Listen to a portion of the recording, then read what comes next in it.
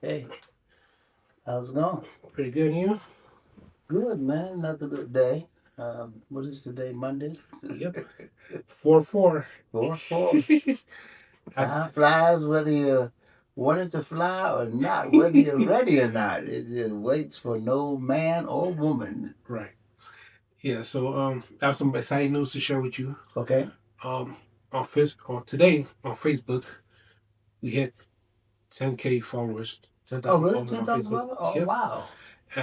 Thank That's you. outstanding. Yeah, yeah. that's outstanding. Yeah, so it's like we're moving. The followers are coming on board. Mm-hmm. YouTube around 300 followers, 316. Yeah, Instagram 400 some people. So it's like people from New York love you. Oh, really? So I'll make a comment to see what about New York, what's going on in New York, New York, Chicago, and then Columbus all at the far bottom. So we might have to do a tour. Yeah, that sounds good. See what people are looking for. Smithsonian's, welcome back. Smith Francois here, the founder of 4S program, Triple Haitian. Content, this purpose.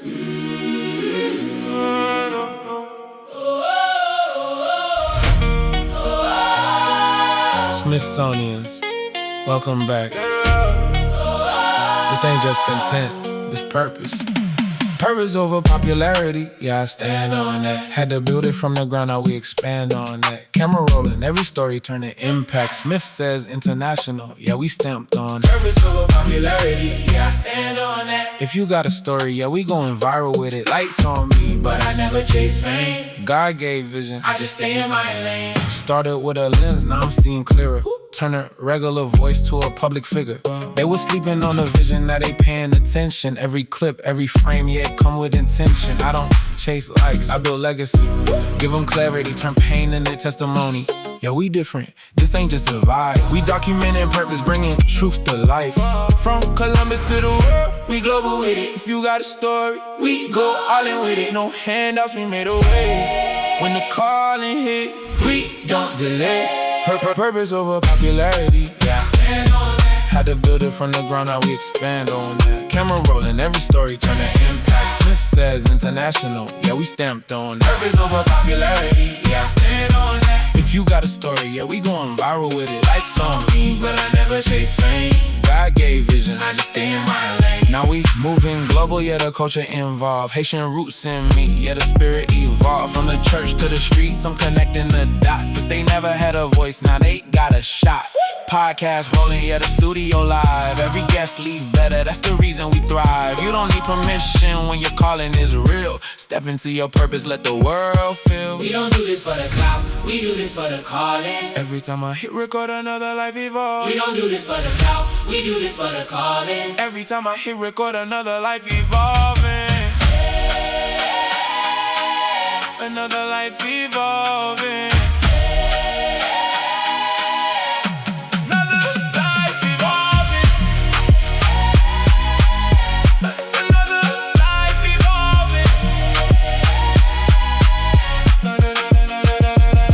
Over popularity, yeah, I stand on that. Had to build it from the ground, now we expand on that. Smith says international, yeah, we global now. If you got a story, it's your moment now. Over popularity, yeah, I stand on that. Camera rolling, every story turning impact. Lights on me, but I never chase fame. God gave vision, I just stay in my lane.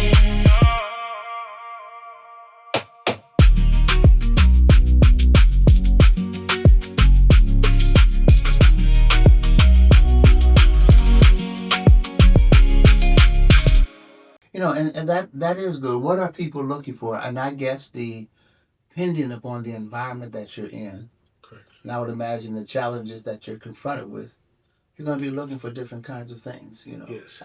I spent a little time in New York. I love New York, man. I really wanted to spend more time. I was there for about 3 years working with Xerox. Okay. I had a major account assignment up there.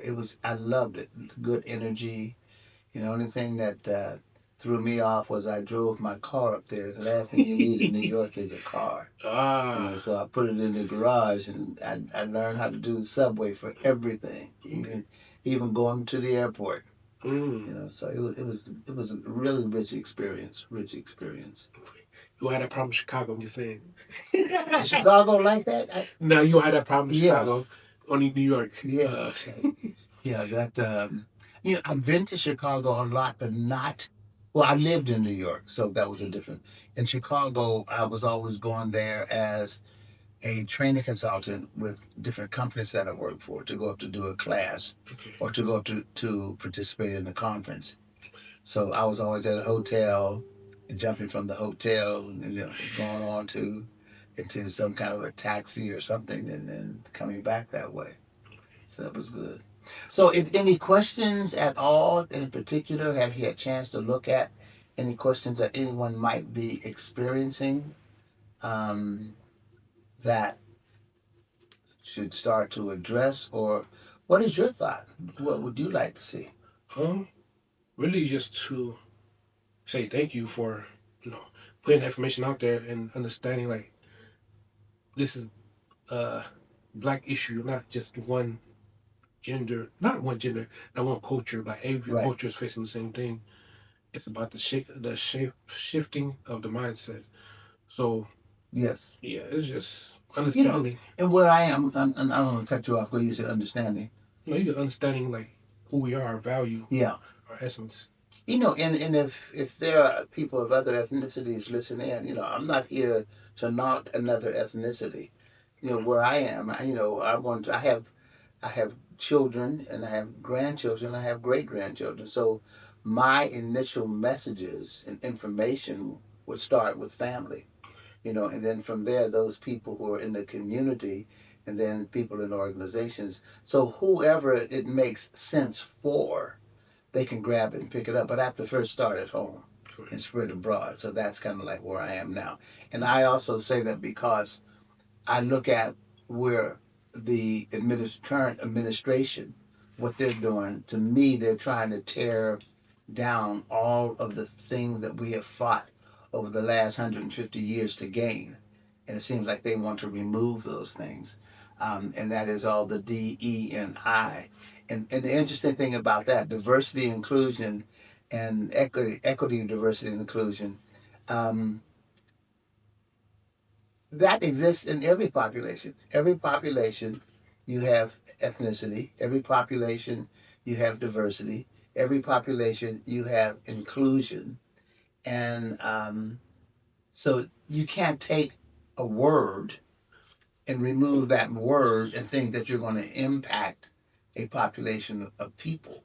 Because if you don't value equity within your own population, regardless of what their makeup may be, black, white, Asian, Hispanic, if you don't value them within that population, you're going to have some issues. You're going to have major, major issues.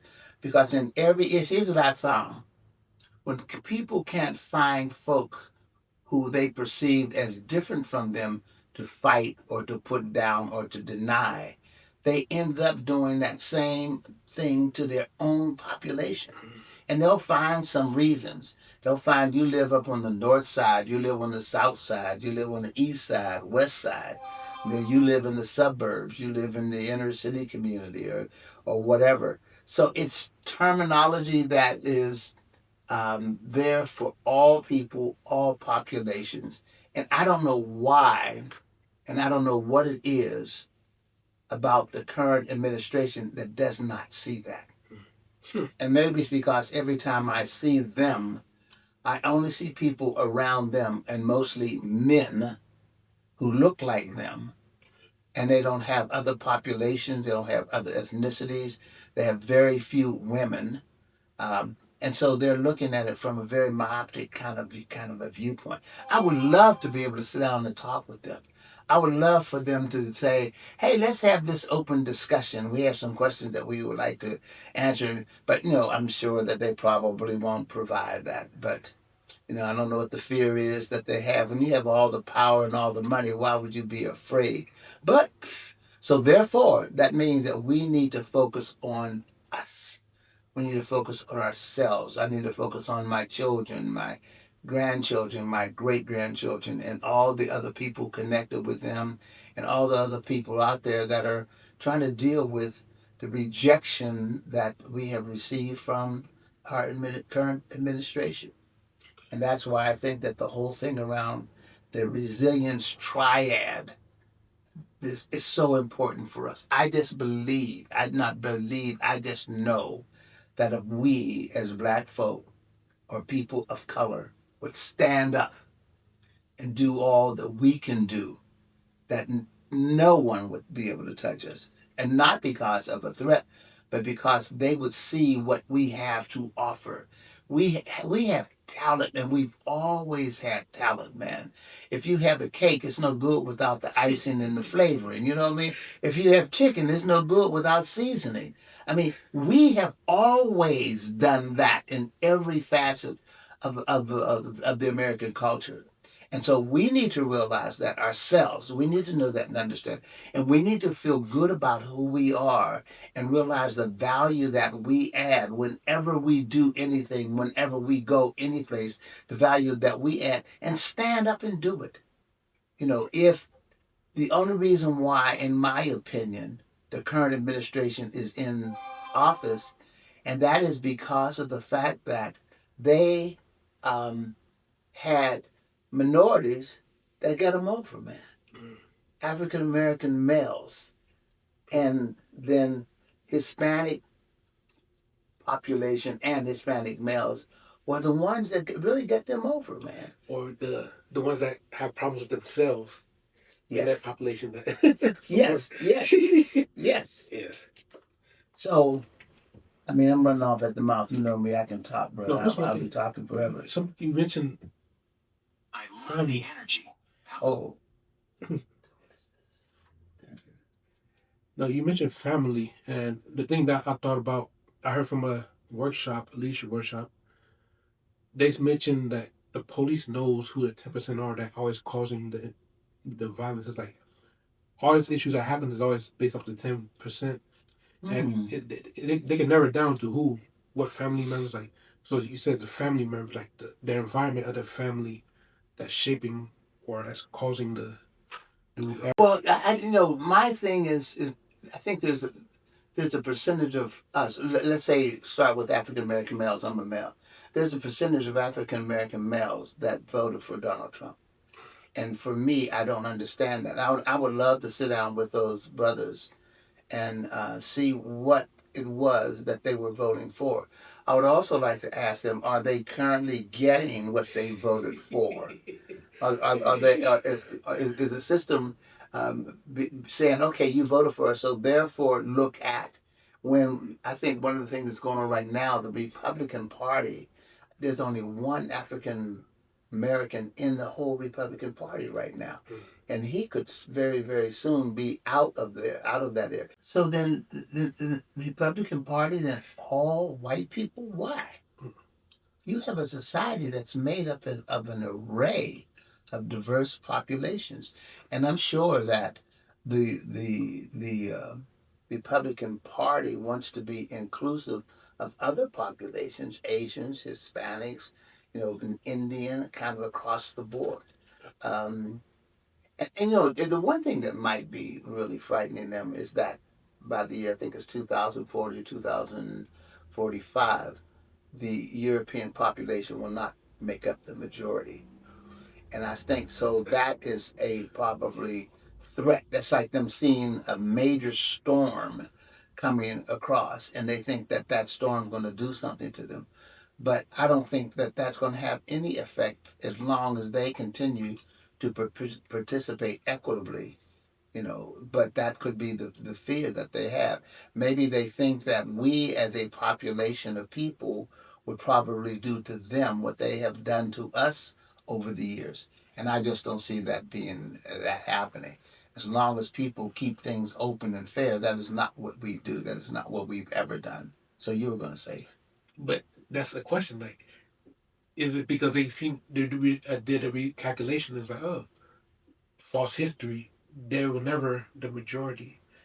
Like we always. Oh yeah, Yeah, right. Yeah, globally, psychology. right. Yeah, yeah. Globally, they're they're they were never the majority. But and whoever puts out those lies, if their fathers or grandfathers or great grandfathers put those lies out there, then their children are going to suffer as a result of the lie. Now that doesn't mean that we're going to do to them what they've been doing to us for years, but it means that they can't have the advantages, the unfair advantages that they've always had. They have to be out here and compete equitably across the board, just like everyone else. Because right now we're feeling a shift. It's like the hate. It's not really hate. It's just what's being pushed on the social media or the news. I think we're pushing a different narrative, the truth, the lived experience. But media is just false information. Yeah. Like the airline, Right. Okay. like it's many things that caused it to fail, but they want to blame one another for whatever What reason. about yeah? But it's multiple things, multiple blows that Always, caused it. always. You know, when you're talking about the airlines, you're talking about Spirit. the Spirit Airline, Yes. yeah. And Spirit Airline was doing a great thing. I think right now one of the primary reasons for Spirit falling is that probably the quality of what they were offering, but the biggest thing was the fuel. Yep. And the fuel has just gone so expensive that they just couldn't do it. So who suffers as a result of it?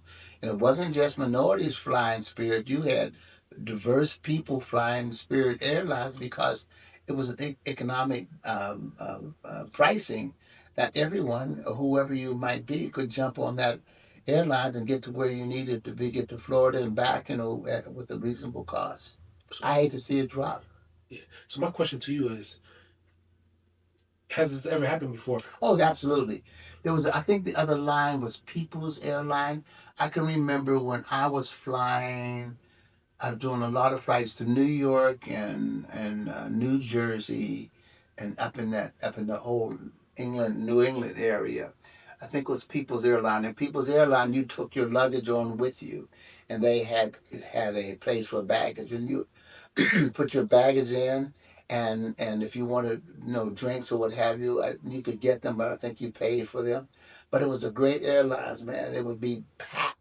People would be jumping on that airlines and going where they needed to go. It was like it's like a bus. Comparable to the bus. How you bring your luggage, you throw it underneath, and you get on the bus. And then when you get off, you stand down and pick up your luggage. That was the same way it was when they landed. When you got ready to get up to get off, what you do is just grab your luggage and you get off the plane. So that one also went under. Um, I don't know whether it was an economic. I mean, I don't know whether it was fuel or anything. That I can't remember what caused them to close the airline. Maybe there were just some other airlines that were more competitive, a little bit more money, but a bit more competitive. But that was the airlines. I mean, that was the thing, man. That was the one to use. So I flew on a number of times. So I have a few questions on the airline before you transition to Okay. what was airline before 9/11 like? Did you have was it all this TSA stuff like? I try to remember. I flew before, but it's like my memory is not really There used to be before 9/11, and even the onboarding process. Like how was it easy? Like it was it was easy. It was very similar to what it was now. The difference was that you didn't have to go through the security. You could go if you could go right up to the gate. You could take your family, you go right to the gate with them, and they would go ahead and get on the plane, and that was it. Once you checked your baggage and you got your ticket, your family could walk you right up to the plane, to the boarding gate, and you would get on, and then they would leave and come back. Now, because of the security piece, you have to go through security first, and you had to be checked by security, and no one could go through without a ticket. So that was the change. That was the big change on that one. But prior to that, you came in, you checked your bags. If your family was with you, or if you were taking grandma, or if you were taking uncle, or if you were taking your little 13-year-old child, you walk them right up to the gate itself. And you could check with the folks who were handling that, managing that gate, and they would get on. He said, "Okay, see you later, bye bye." And that was it. So that was the difference. okay, And so now what we have is something totally different than that. Very, very different than that. right. Okay. Yes. So Yeah, we could talk about resilience Okay, triad. with the resilience triad, again, going back to the resilience triad and what are we talking about? The resilience triad, just to kind of do a recap and more think about it and deal with it, it starts first with the individual. And as an individual, you build your self awareness, you strengthened your resilience, and you took ownership. That's the first piece. And so, my take for us as individuals, we need to do that. We need to check ourselves out. Where am I now? And that should be predicated on what are my life goals? For me, if I'm married, what are the life goals for the family member, for each person in the family and the family itself? For children, what do we want for the children? And then we start building the skills that are necessary for the parents, if it's parents, to be in a position to be able to provide those things for the students, for the kids that would allow them to be able to achieve their overall goals. And in many instances, that could be something as much as going to a company and taking training within the company itself and doing self development stuff, do some introspective things. Where am I, Jim White, as an individual who's competing out here in this society? And what that looks like, I guess, if I look at emotional intelligence, that's that window into my world. And that window first says, am I aware of myself and my skills and what those skills are? And am I aware of my deficiencies as an individual to be able to come out here and compete effectively and successfully with other people who are trying to do the same kinds of things? And it's not enough for me just to say where I think I may have some deficiencies, but I would ask those people that I'm working with. I would ask parents if I can get a 360-degree feedback about how well I function, communicate, engage people, deal with conflict, handle challenging situations. If I could do that and understand that and then put a plan in place to be able to deal with those things. Because once I'm aware of what I am and where I am, the next thing that I have to be aware of, how am I managing myself? And then what are my plans? Does that mean I'm going to have to take a course online? Or do I have to go to a school? Or do I have to go and get some type of a certification? Or do I have to go to junior college? Or do I have to go to the Ohio State universities of the world or grad schools? But it's up to us to put that place. And also, it doesn't mean I have to do all that tomorrow, but it could say, what about me within the next 5 years, 10 years, 15 years, 20 years, 30 years? So we can look at ourselves from that standpoint in our development and then take ownership. Take ownership for where you are and where you are. Yep, I think it's very important. Like you do have some assessments. Yes. I took some. I forgot to bring it from Oh, previous so, assessments that I took. okay, so styles Yes, assessment. Yeah. it's really neat. It's like to reflect, to go back, like, dang, Yes. it's still relevant. Like I need to pinpoint that. It's like, yes. Absolutely. And I have one of my assessments right now that has been Kyle took it and using you guys' language, they computerized it. So rather than you having to do it and by hand on the sheet, you could go online and you could do the selections, and it will immediately generate the results for you. So I'm trying to do that with most of the programs that I have because I would like for people to be able to not to have to come to a class to pick up on this information, but what they could do is just go online, take the assessment, and then even have some training and some development on class so it could be there for them right away. So I think that's a part of that whole self development. And I think one of the big things is ownership. And within ownership, one thing that I'm pushing is that there's 5 levels of behavior that people need to understand. Am I a victim? Meaning, do I live in a state of blame? Do I blame everybody else for me or where I am or where I'm not? And do I want somebody else to fix me? Or the second level, am I passive? I know what to do, but I'm afraid to do it. I can't do anything unless somebody asks me, unless somebody gives me permission. So I'm going to sit back here and wait for the world to come to me. So they're paralyzed by fear. And or do I get to that level 3 where I am what I call active? The light has come on, and what I realize, if it is to be, it's up to me. I can't wait for anybody else. Up to me doesn't mean I do it by myself, but up to me says I'm going to orchestrate this. And then the next level is where I'm proactive. I know it needs to be done, and I'm out in front of it, and I'm doing the things that I have to do to make it happen. And then finally, you get to that level where we're accomplished, meaning that you've done all that stuff, you've done all that homework, you put those pieces together, you have the experiences that you have.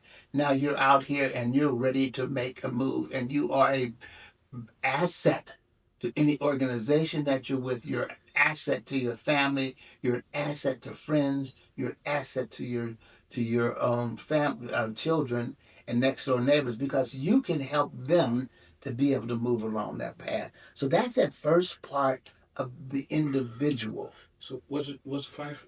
Was it Five, the five levels: victim, passive, active, proactive, and accomplished. What is it called? The summary of that. Oh, that's a part of my empowerment model that I plug into emotional intelligence in the first window of self awareness. Okay, so for, So you I, gotta be I wanna do that piece like because I was that's why I was really reflecting on that today. okay, Like I've been already there's some things I've already been doing.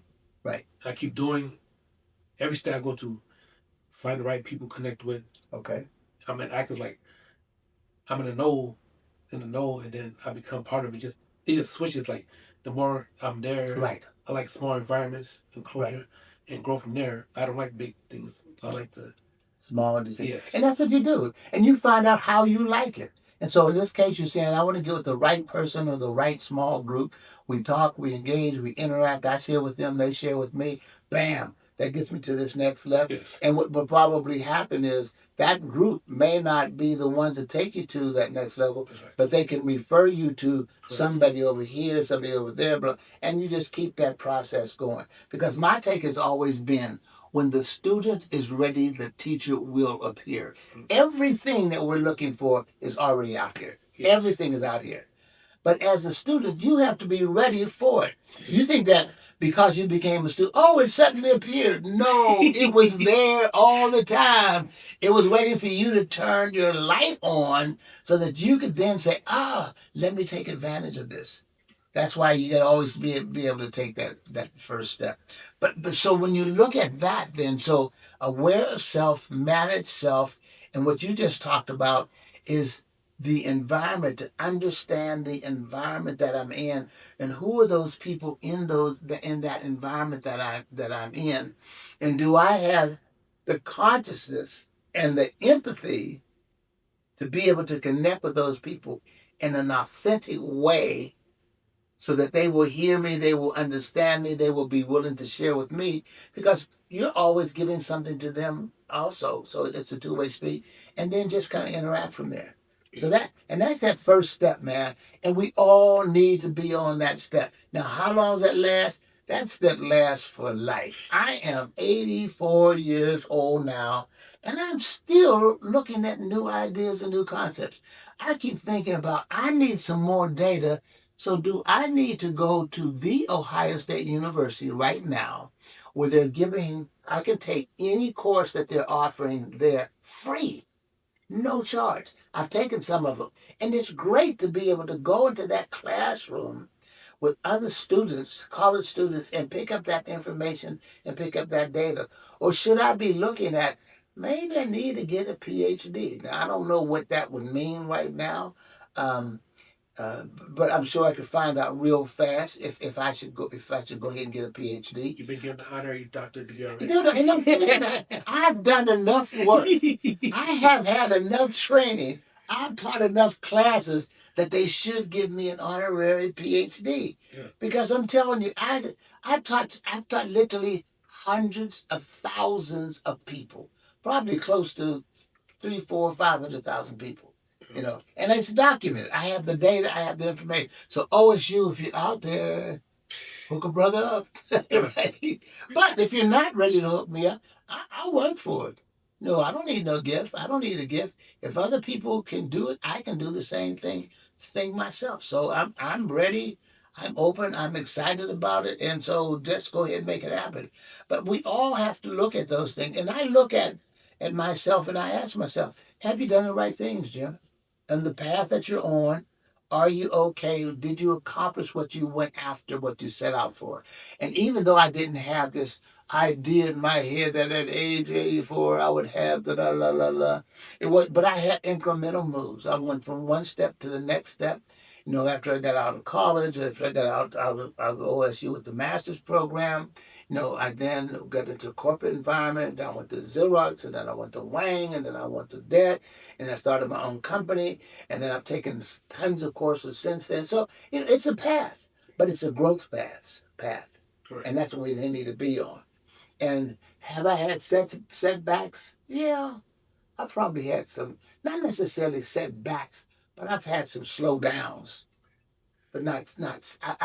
I feel I'm very blessed. Yeah, this is part of the process. Um, Jim Moa, for his name. But there's a gentleman on YouTube. He mentions like the tree grows in two ways. It goes up and it goes down the roots. So you need both to. That's right. I like that. And that is Myron exactly Goldman. it. That's who said it. What's his Myron name? Goldman. Is it Myron Goldman. Myron Goldman. Yes. I have to write preaches that one about the down. Bible.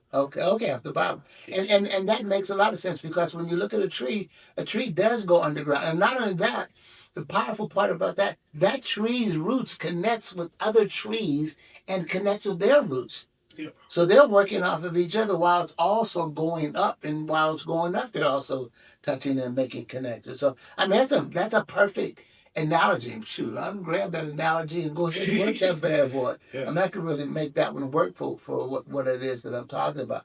And that would be the thing for the resilience. And how do I become resilient? Well, how does a tree become resilient? Because it takes in the nourishment, it builds a solid foundation so that when the wind comes through, I live across the street from Franklin Park, lots and lots and lots of trees. When there are storms, not as much now than before Scott Gerard went over and got rid of all the older trees that were kind of decayed within inside. What happens? The winds blow through, and you go walk through the park, and those trees that weren't anchored appropriately, and these are big trees, they weren't anchored, and what ends up happening, the core was rotted out.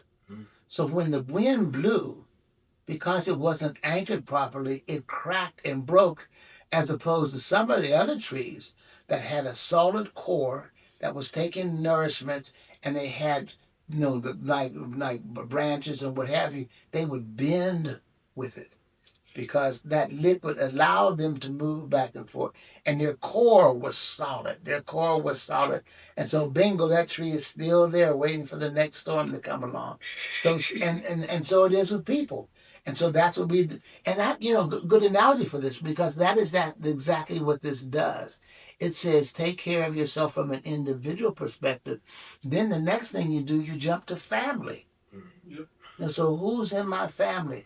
How can I help my family members? How can I make sure that I am solid, that my significant other is solid, that my brothers and sisters and uncles are solid, and that my children and my children's children are solid?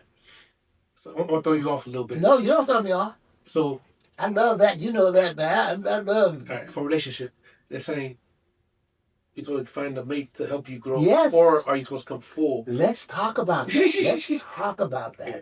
Matter of fact, I've been dealing with that a lot with a number of people.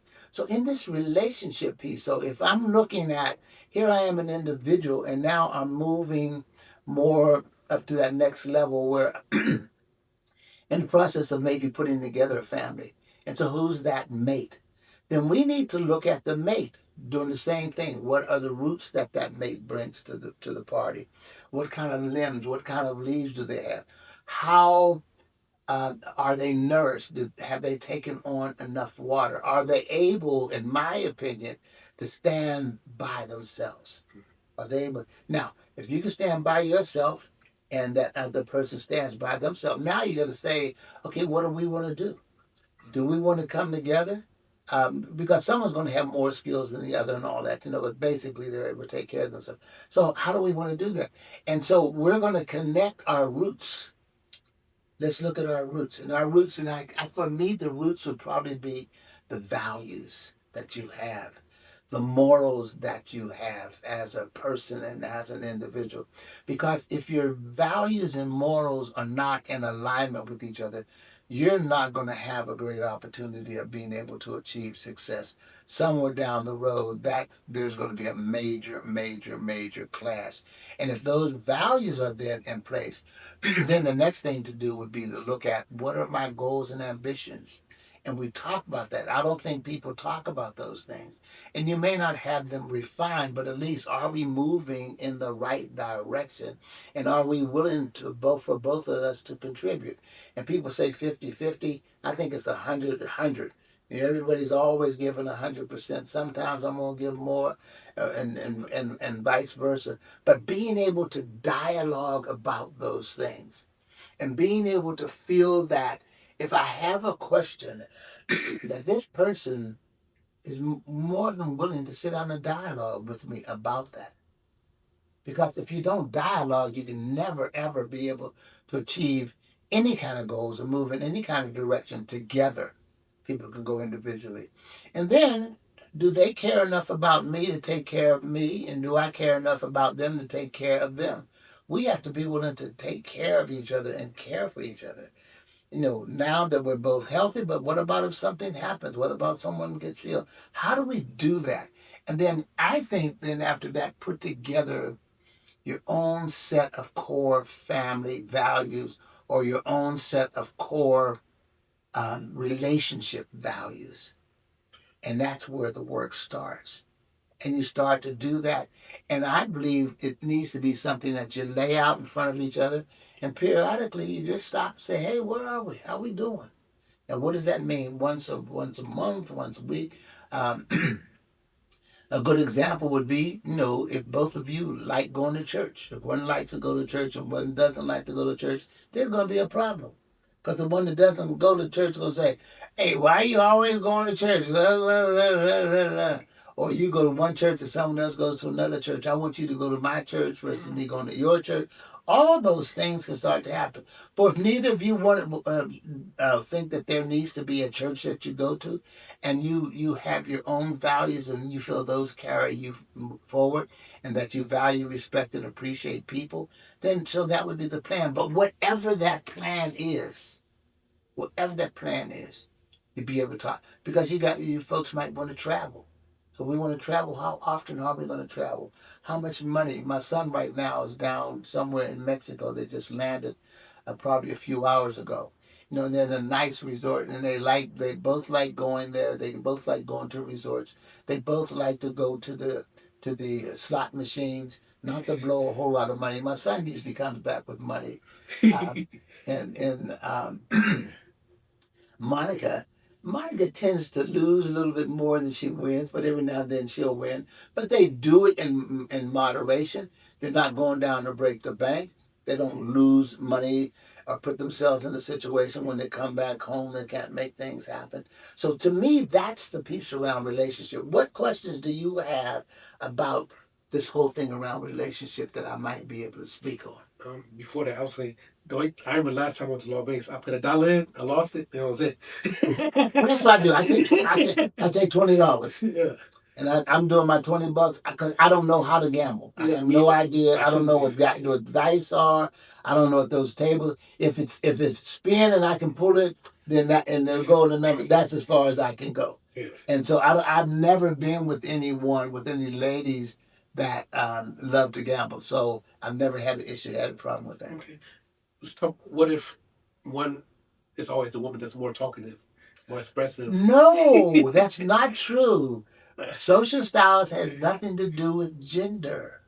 Oh yeah, let me fix that. Yeah, I get in trouble. I get yeah.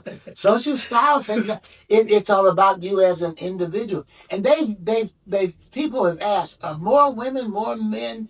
And what they're finding is almost like a 50-50, around people who are expressive versus those who are analyticals. Then you have people who are drivers, and you have people who are amiables. And that's why it's so good to take those assessments, because the assessments allows both of you to understand each other. And one is not any better than the other. They both have pluses and they both have challenges. So no one can say, I'm better than you because I can. No, no, no. The key is, are you versatile enough? Are you flexible enough to be able to connect with each other in meaningful ways? And for me to be able to find out what that is that she has that I need, or what it is that I have that she needs. Or for those people, if she and she, or if it's he and he, I don't get all up into your personal business. Whatever works for you, whoever your partner is, and however that plays out. But you got to be a team. So what's some deal breakers? Like just some obvious deal breakers. Deal breakers. Like someone that smokes don't smoke. Like I see it Yeah, works, but yeah. Now, you get that from second yeah, hand smoke. Say, for like, what's me, some now deal this breakers? is Jim White personally. I can't deal. I think you take a drink every now and then, or what have you, or you may sip your little wine at night. But if one person is a drinker and the other person isn't, for me, that's a deal breaker, because in my opinion, that's not going to work. Um, because how much alcohol are they going to drink, and then I'm the one who's not drinking the alcohol, or if one is a heavy smoker and the other is not a smoker. In my life, I have not my life. I have not dealt in a relationship long term with a person, a woman who was a smoker. Nor have I dealt in a relationship long term with one that did, quite a bit of drinking.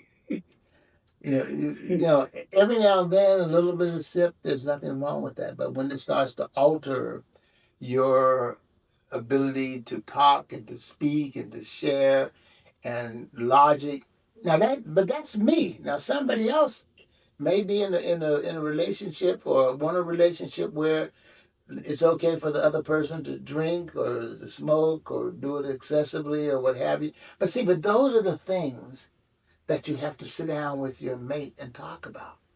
That's it. And not later, because, ooh, she sure is cute. Look at that girl, boom, boom, boom, boom. But she drinks, but the cute wears off. And when that cute wears off, are you still going to be able to be in love, in unity with that other person? And that's the big stuff we have to be able to look at and have to be able to work through.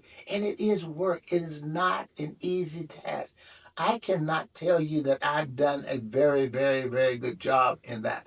I can say that I've had long-term relationships over long periods of time.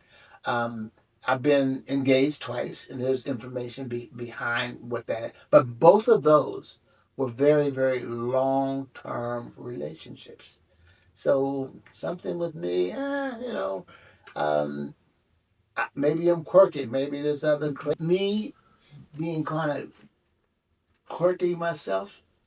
And I'm open. I'm open to being able to have that. The thing that I value more than anything else for me, and that is the ability to dialogue and to talk. I feel that in a relationship, I should be able to ask my partner anything that I want to ask her, and she should be open to talk to me, dialogue with me about that.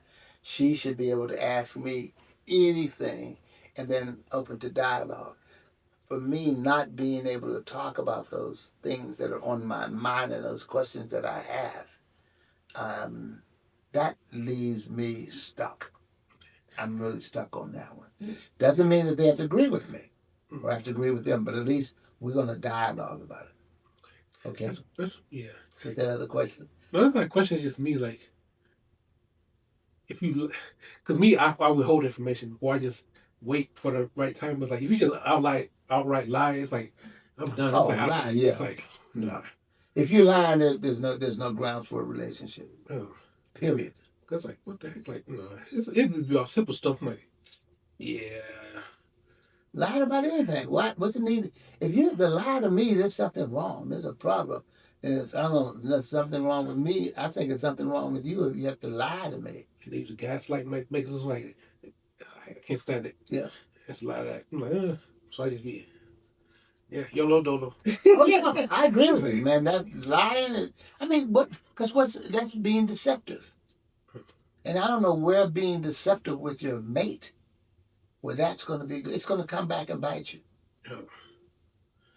So, well, So that was the yeah. So that's the thing around relationship. So in that second level, yeah. moving from the individual, moving up to where I am now, moving from the individual to family, or in relationship, because the relationship comes before family. He said first, you gotta go inside That's first right. before That's going right. out. So that would be the family piece. And then with the family, so we want to anchor the family. Something else we need to do as black folk, we need to understand money. We need to understand economics. You're in a capitalistic society. In other words, this society is foundation is money. More money, more money, more money, and then I want some more money. Now that doesn't mean that I have to have that viewpoint, that perspective, but I need to understand how this society operates. If I'm going to be here in this kind of a social system, meaning that how do I plug in? How do I make sure that I'm making enough money for me and my family so that we can, do the things that we need to do so that we can climb the Maslow hierarchy of needs ladder where you're moving from, physiological needs to you get to safety to where you get relationship and love, and then you start going out and socializing with interacting with people, and then from there you step up into that whole thing around starting to get move towards self actualization. So I'm different, but you you're able to do your own performance thing. For me, I'm in that phase, but at the same time, it's like I'm used to structure. I know it's not good for you, but No. Tell me, but I don't know where we're different. So what you so mean? basically, like what I was going to is ask is the money aspect, the working. Um, I'm referring to the economy, spirit, and like people getting laid off. It's like Right. you have to be diversifying things of that nature. So you can be educated, but at the same time, you just never know when the industry's gonna die, especially now with AI stuff of that nature. It's like you have to be flexible. You have to go online. Um, But you that's still, a joke. but how does that say? What does that have to do with money? So I'm just people to be flexible, to advance, not stay stuck in one core thing. For example, aviation, airline pilot. He's Oh, you're talking about investment? just in general knowledge, moving forward, visual resume. Um, Basically the uncertainty. That's what I'm trying to say. Like the work. I know it's important, Yeah. but the uncertainty of the workforce now. Nothing is Well, guaranteed. but see, but that's what I was saying. So a part of that first part is in terms of individual. I need to look at what's going on in the world that I'm living. Yes. If I'm getting ready to go on a vacation, guess what I better do? Where am I going on vacation? Are we going to go skiing? Are we going to go hiking? Are we going to go to a beach? Are we going to go to a mountainside? And because if I don't know where I'm going, if I don't understand the environment that I'm going into or the culture that I'm going to be with, then I'm not going to be prepared. So I think that's the same thing, the same identical thing in life. As we are growing in this world, what's going on around me? How does this world operate? What are those things that are healthy? What are those things that are not healthy for me to do? What are those things that are high risk? What are those things that are moderate risk? And what are those things that are low risk? And am I going to make a move that's going to put myself and my whole family in jeopardy because of what I did? So we need to look at all of those things in order for us to be able to be healthy, to be financially healthy, economically healthy, socially healthy, and family healthy. I think I'm trying to. The condition we're raised, like we were made to work. Yes. So if we're made to work and things are changing, like all right, let's say they release our freedom again, they give us our 48 years, Right. but they take it back, Right. snatch it back. Like that's what I'm trying to say with the workforce. Okay, so you're looking at the workforce. The good thing about where you young folks are today, you got that phone and you have AI. AI is the modern day Encyclopedia Britannica.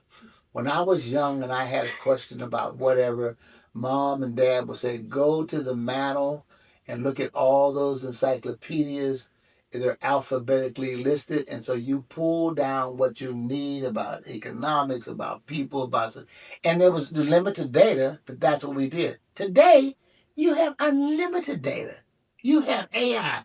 Most people take AI and they're looking at that. What's that thing that you look at fast? Or That people are sitting there just going through TikTok, their Instagram. TikTok, yeah, all them things. They're looking and looking at garbage, looking at somebody dancing or somebody wearing a hat or somebody doing something else, as opposed to looking at that and asking some questions about where should I be at this particular point in time in my life? What does it take for me to achieve my basic success? What should success look like? What should income look like? What are the markets now that I can work in that's going to give me the best return on my work and best return on my efforts? What are those markets that are really, really dangerous to move towards because AI is going to be taking over those are the kind of questions that people should be asking themselves. So if you're talking about jobs and working and what have you, am I working in the right field? And is this field going to be around, 5 years from now, 10 years from now? And if not, you can even ask AI. If not, then what should I be looking at? And you're fortunate enough that AI will give you that data. Now, you have to validate it, but it'll give you a start. It's better than what you had. Then look around your own communities and see what's working. Or look at what are the companies that are currently located in Columbus, Ohio? What do these different companies offer? Are these companies the headquarters, like the nationwide insurance companies and what have you?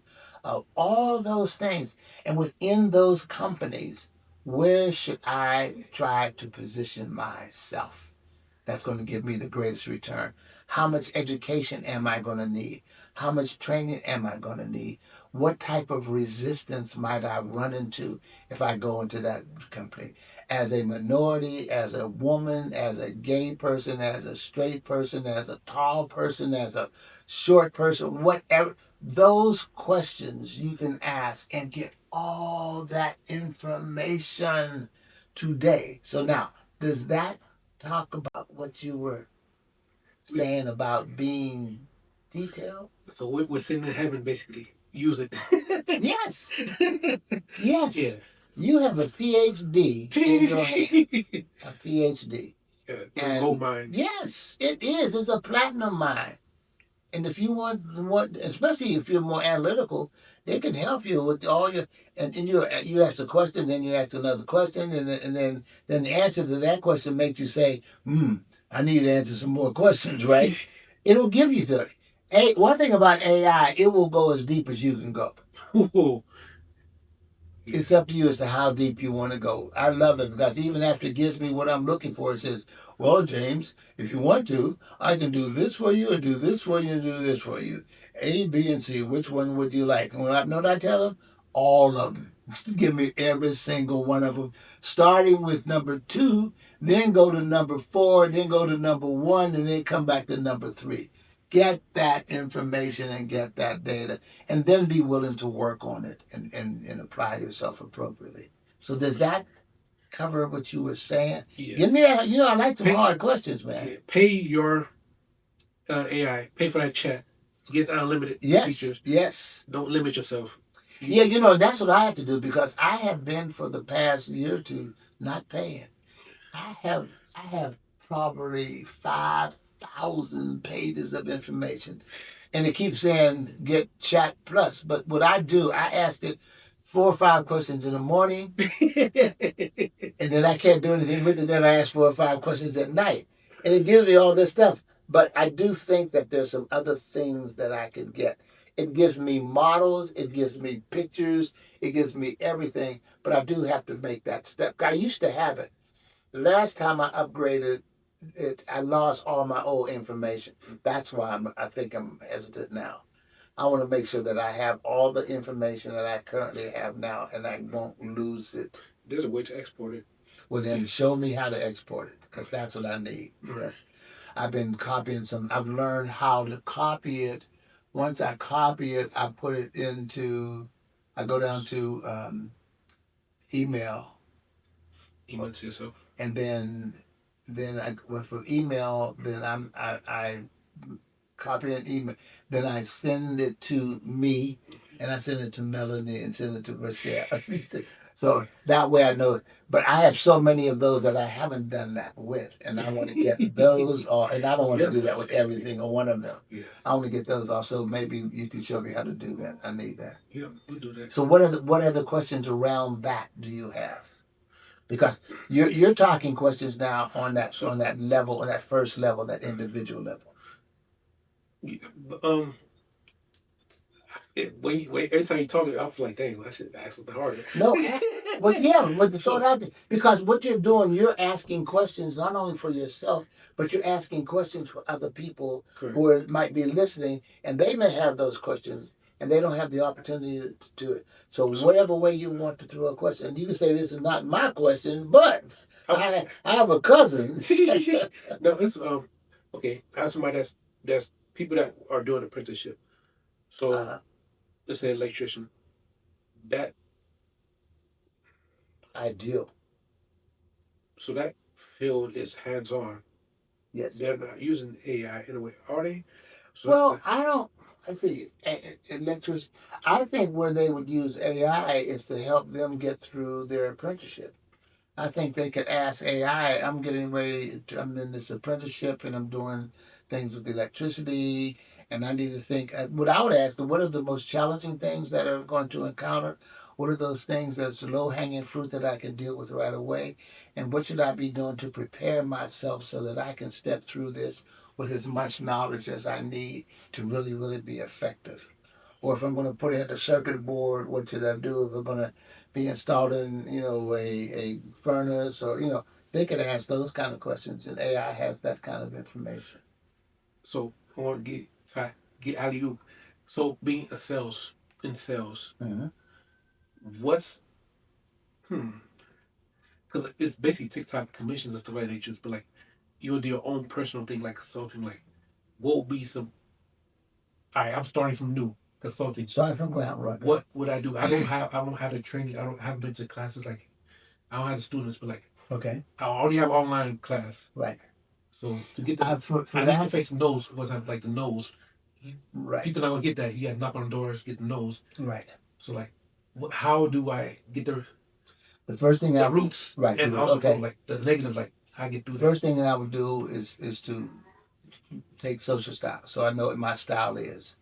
Then I would look at what all the others four dominant styles, which are 16 secondary styles that are out there, to the point where I know them, I understand them, how they work, how they operate, how they function. So I have that sense of that. Now, why am I saying that? Because when you go out into the public and talking to other people, then you're going to run into all those styles. And you should not find any of those styles that you cannot effectively talk to, handle, deal with, and what have you. Then the second thing is that whatever area that I'm going to be going into, what I want to find out as much information about that area that I can. If I'm going to be doing this for the very, very first time, what are those critical things that I need to know about this area that I'm going to be working in, selling in, that is probably low hanging fruit, and then those things that it's going to take me a harder period of time to be able to get through. Then, what would be the best way? How can I put together an effective marketing plan for me as a new person in this arena who's trying to sell into this other group, other population, other space, whatever it might be? What might be the best marketing plan that I can begin to put together so I can implement that stuff and I can start moving on it. So those are the critical foundation, fundamental questions that I think you would ask. I have to know the product thoroughly inside and outside. I have to know who are those clients that are really open and receptive to not necessarily receptive, but who have a need for that particular product? What is the resistance that I could possibly run into? Other thing, who are my competitors in this arena? Because I need to know. And if they're my competitors, I need to be able to list them in terms of priority. Which of my competitors for what I'm doing is the toughest that I'm going to deal with, and prioritize them in ranking what's the best, what's the least, what makes them tough, what makes them good, what makes them least, all that kind of information. Once you get that information and digest it, then you start moving forward. And I say that with confidence because no matter what you're doing, you still need to do the same thing if you're going to be selling into that kind of into any market. I don't care what the market is, and that's what I picked up myself. Because I taught after I'd been with Xerox for about 7 or 8 years. I taught for 3 years. I trained new incoming sales reps, people who had never sold before, and those are the kind of things we shared with them. And we had them for 3 solid weeks, 3 weeks. So you never, we haven't, I don't think we have talked about it. The SWOT analysis, strength, opportunity, weakness. Mm-hmm. Let's talk about it. Let's talk about your competition. Like, how do you handle it? I want to hear your story. My competition? Yeah, how do you hear it? Okay. I want that was. When I was in sales, the way I handled my competition, I knew what products I had, Okay. and I knew what my products were capable of doing, and I knew what products they had, and I knew which products that I had that were better than theirs, and not just because I thought they were better. I would be able to show anyone why we're better. I could because what we would do demonstrations and presentations, and so we would look at it from that viewpoint and look at it from that perspective. Um, so, what was the other part of the question? Your competition. Competition. I had to know my competition as well as I knew my own products. Because without knowing that, my take is this: if I'm calling on a customer and the customer throws an objection at me about my product or shows that, well, I have XYZ product, I should be able to run off why mine is where it is, why theirs is where there is, what those differences are, what advantages we could offer them versus what disadvantages that other company would get. And so I had to be thoroughly informed around what the competition. And if they asked me a question and I didn't know the answer and didn't have it readily available, then what I would say to me is I didn't do my homework. And so I'm not prepared. And I don't ever want to go out there and not be prepared. My take is like, bring it on. It's just like when I do a training class now. If I'm teaching a class, I tell people at the beginning of that class, please do not hold back on questions, challenges, and pushbacks. If you have any kind of question about this particular topic, do not hesitate to put it out there in the market.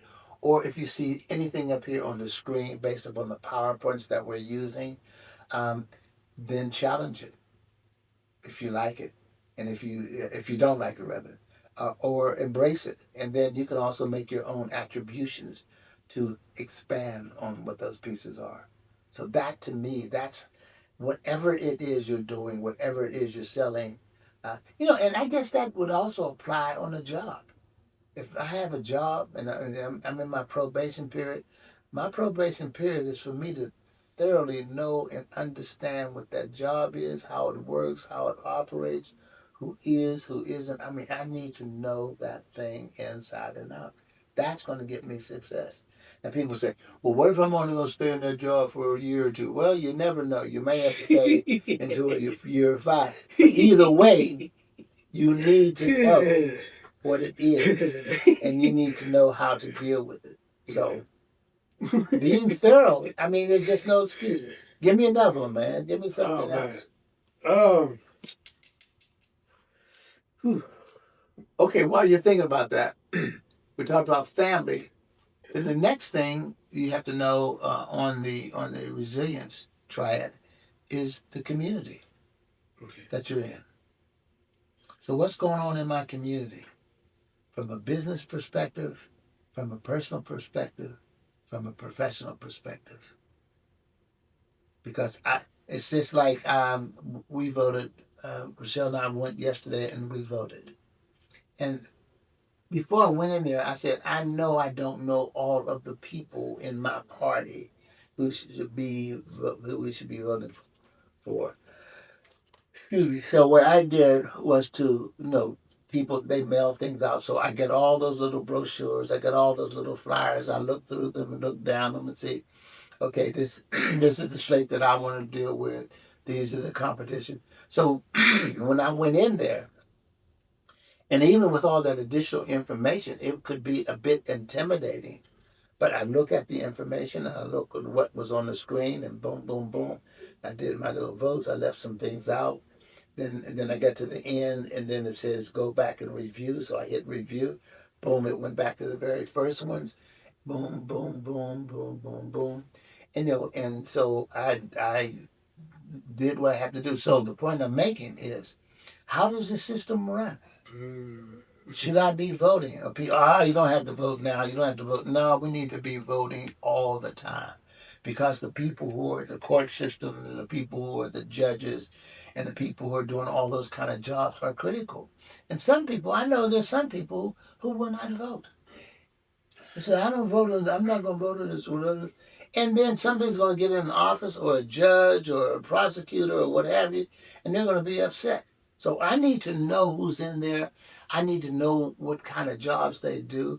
And I need to know if I need to get something, who do I go to?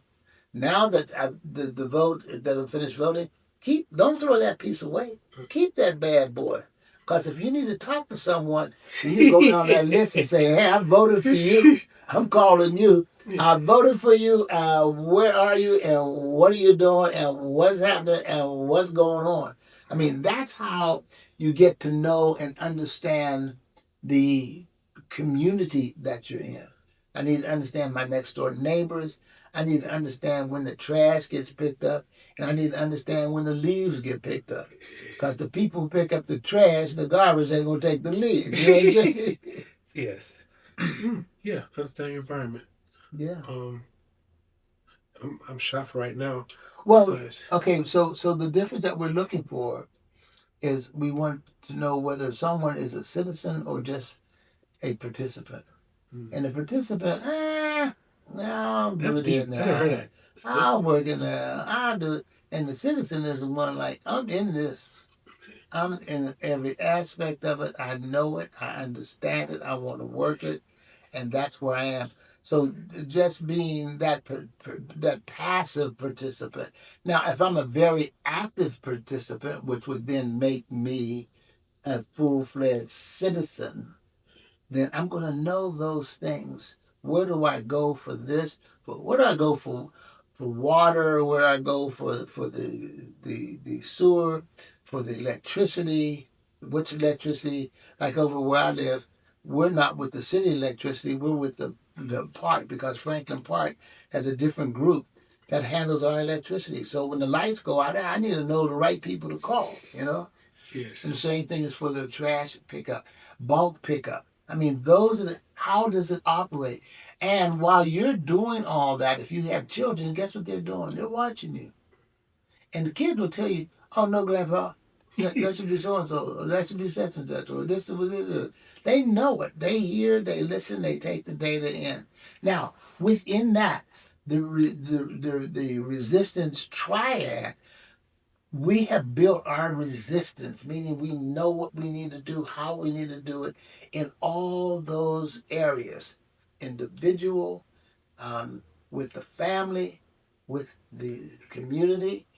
Now we're much better prepared to be able to take care of ourselves and manage ourselves in the community. We should know the police. And if you have, Phil, I watched, there was a killing just the other day. We were doing a training class up on Cleveland Avenue. And when we stepped out of the class, there were a lot of police officers and police cars and sirens all over the place.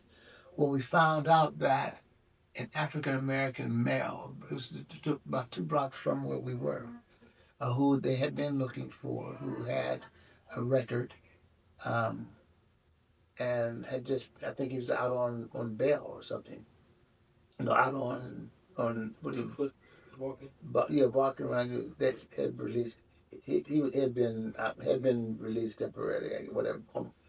Anyway, bottom line, whichever the appropriate language would be, when they saw him, then they had it all on video, so there's no mess going. They tried to stop him. They called him. They said, "Hey, stop! We're trying." And they used the megaphones, which is when I was in law enforcement, that's what we did first. We did the megaphones. We and stayed away from them far enough, so we protected ourselves. And then he pulled out a gun and started shooting, and he shot a police officer. Well, I don't know how sharp you have to be to know that if you have about 6 or 7 police officers around you and you shoot a police officer, what's going to happen to you? And they took him out, and that's self-defense because being a police officer and training police officers, we want to get, when I was in law enforcement, I wanted to get home safe and sound, the same as anyone else wants to get home at the end of the day. And when someone is shooting at me and they shot one of the officers, so you shot one of my guys, which meant you could have shot me, you could have shot anybody else on the team, and they all have guns and they took him out. I mean, so I need to understand how that happens. I need to understand if I have questions about that, who do I call to get some more information about that? I need to be able to ask and find out. Well, I have a son or a daughter who wants to get into law enforcement, because they want to do the right thing. So who do I call for that? I mean, that kind of stuff allows me to really understand my community. And if there would have been a situation that took place where I felt that it wasn't fair, it wasn't legal, then I should be able to dial a number to find out what happened in that situation and issue my complaint. So it's the world we live in. It's what we're doing. That's funny because that's in the works. We'll have an officer. He's Dominican. I don't know. I would say about that, but he's an officer. He's a recruiter. Oh, On my recruiter. podcast next. Okay, that would be great. And please, here's what I think that's great. Here's what we need. Um, we need more black and brown officers. We need them so badly because I think out of all the officers that I saw at that situation, there had to be at least 11 or 12, and I didn't see any officers of color. I also know that when I was training, that one of the issues that they were having was getting officers of color to apply, no, getting citizens of color to apply for those jobs. And when I talk to young people who could apply for those jobs, males and females, they say, oh no, they have this negative view, negative perspective of law enforcement. And I tell them, well, if that's the case, the only way that we're going to change that is to participate in it. If we want to bring about any kind of change in anything, whether it's in an office environment, whether it's in the state office tower, what have you, we need to be present in that space. So we need to get um, um, officers of color, male and female, to become police officers. Because with that exchange, they talk to each other, they share with each other, plus they're present when these kind of situations are taking place, and they could influence the outcomes with some of them in some instances. And this last one, I think they did what probably any other officer would have done. When someone shoots an officer after you try to get them to surrender, then they unloaded on it. So, but so that's the whole thing about the resistance triad.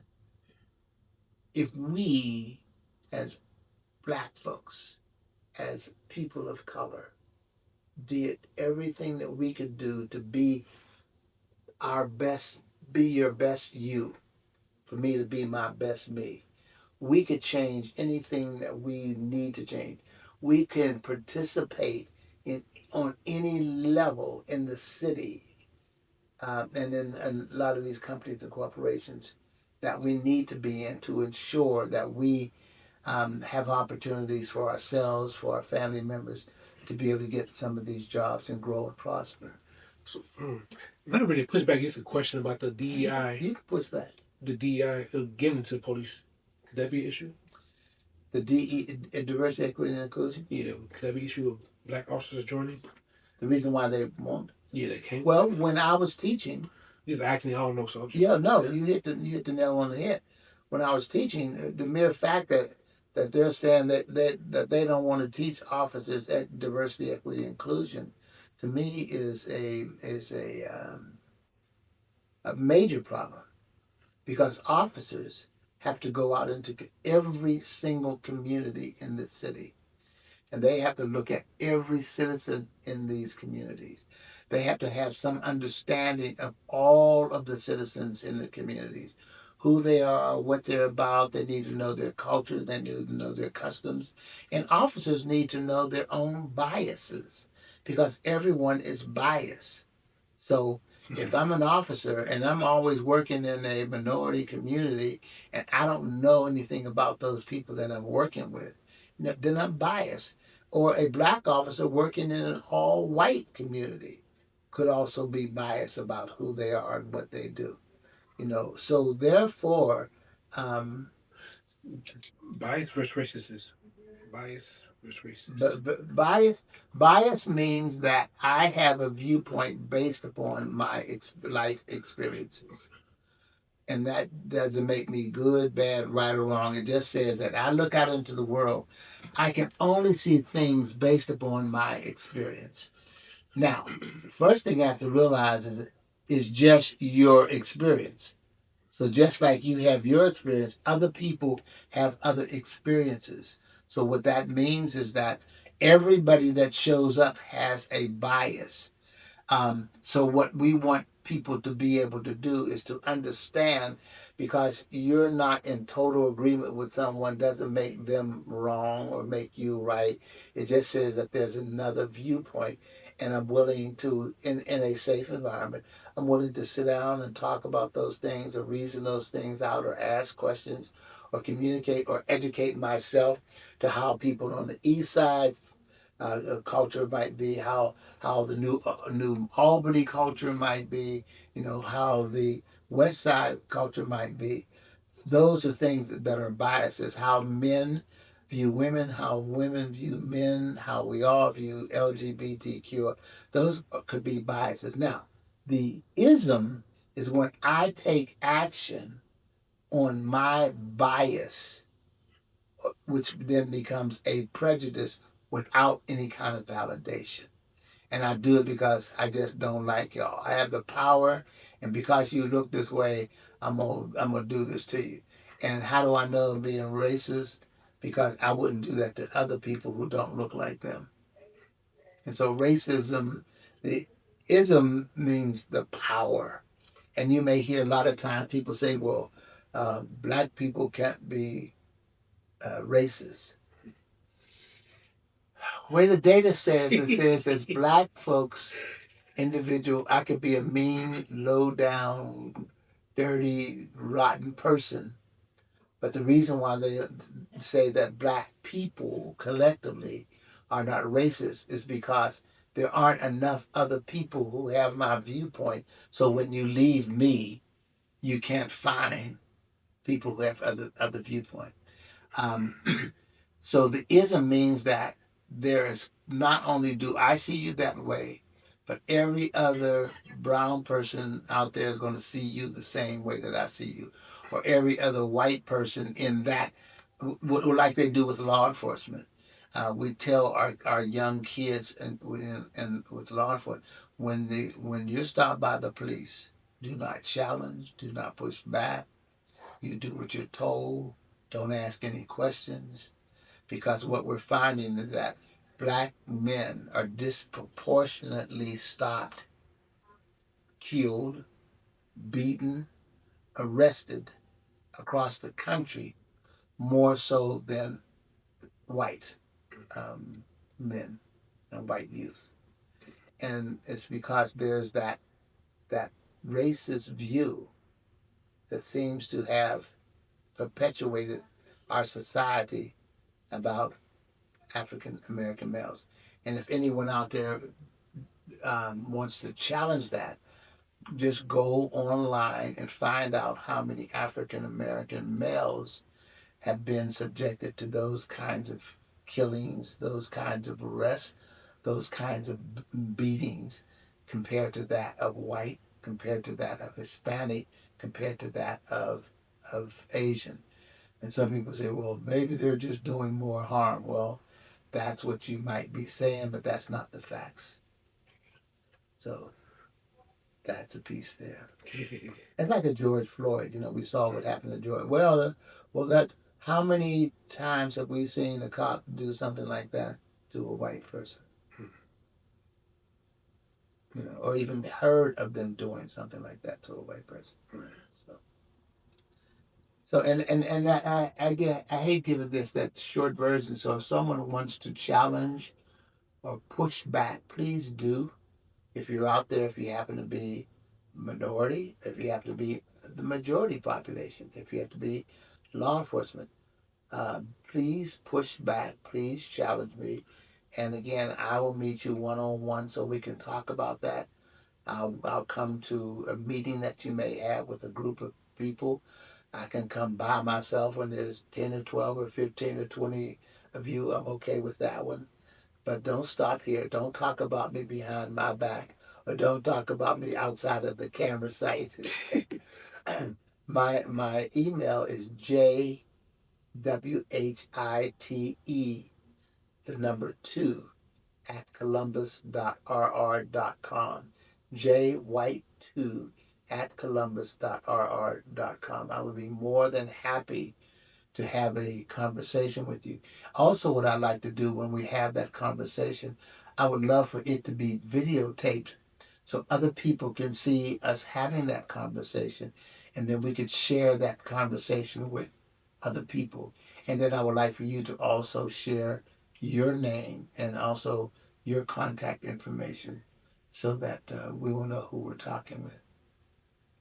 All right, Dr. White, the honorary Dr. White. Thank you. Honorary. I do not have a PhD degree. You're working on it. But I accept that honor that this young man always bestows upon me. But I'm working on continuing to advance my knowledge in these areas that I'm talking with.